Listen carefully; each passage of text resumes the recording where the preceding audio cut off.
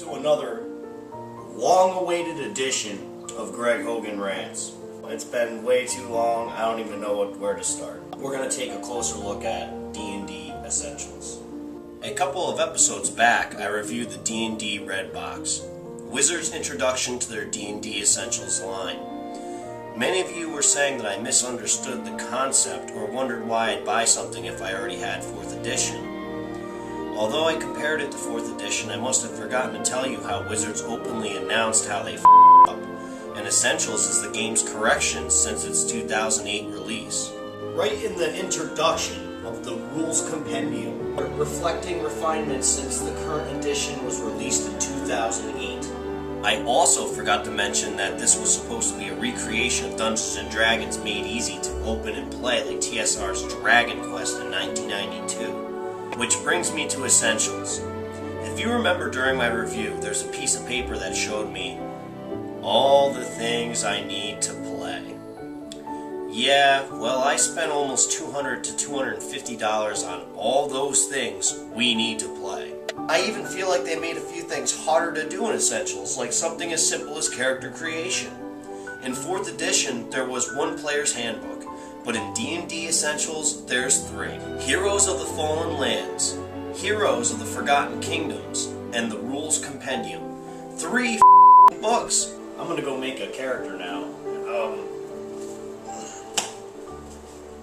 Do I got everything? I mean, Jesus. Something that used to take 1 now takes 3 books to do.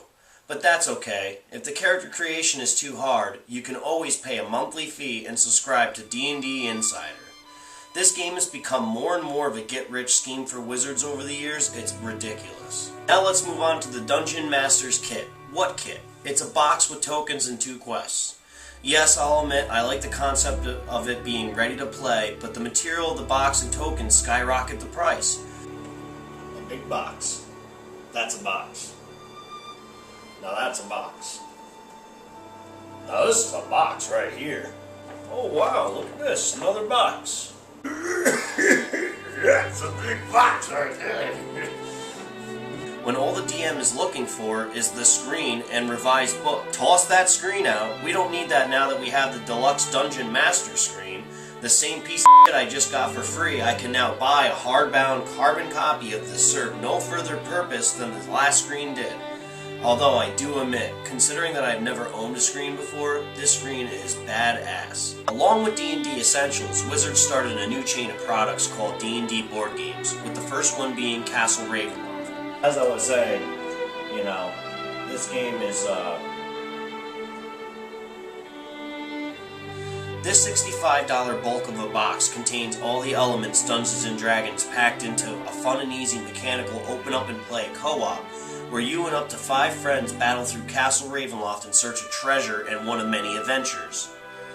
Because of the random tile placement, this game never gets old. There are also solo adventures included so that the game can also be played by yourself. The rules are very easy to learn even though you feel a lot is thrown at you. They even include 5 sequence of play cards to walk each player through the rotation of the game.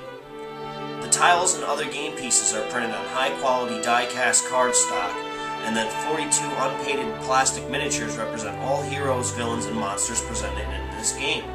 The overall quality of the game pieces alone deserves a thumbs up. Now let's take a look at the mechanics. The best way to describe how this game runs is to picture playing D&D without a DM. On each player's turn, they would activate a new dungeon tile, a new monster, and an encounter card. That player then controls a monster until it is defeated, and so on and so forth. The rules are pretty much self-explanatory, following the instructions on each individual card.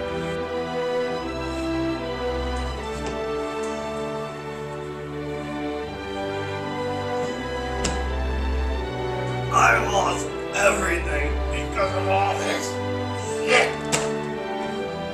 All of it. I got nothing. I don't even get together with anybody. I got